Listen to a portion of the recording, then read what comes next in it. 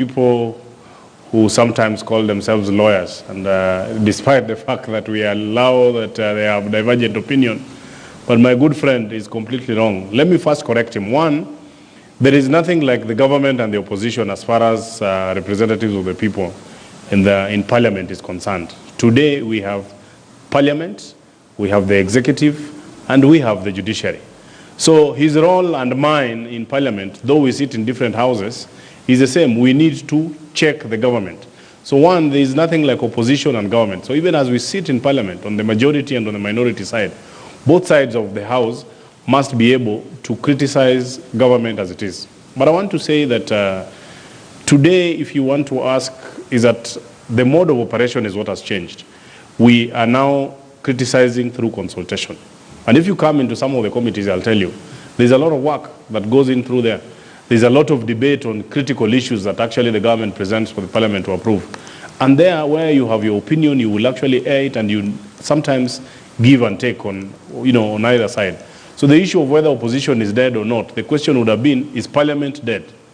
And the answer is, today, we realize that when we took a hard stand, no one was listening to each other. That we would get into the house, as long as something has been brought by Jubilee, the ODM will automatically oppose it. Anything proposed by ODM will automatically be opposed by Jubilee, and that was the case. And that we said, no, let us now begin to have candid discussions when we are on the floor of the house. Let us reason on issues depending on the way that it actually has. On the issue of this new currency, let us actually be, first of all, let me put it for the record, I don't speak for the party. I belong to the party, ODM, but I don't speak for the party. In my own view, one, when you look at Article 231, it says that it needs to give the images that are supposed to be on the currency should be things that actually depict the country. If you looked at the currency today, and the image of the statue of the former president, the founding president, Mzee Jomo Kenyatta, is very loud.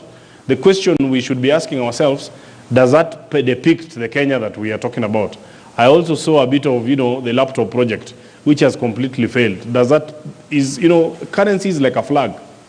Like the Americans are very proud of their dollar. We should be very proud of our currency. It is something you can flash everywhere you go.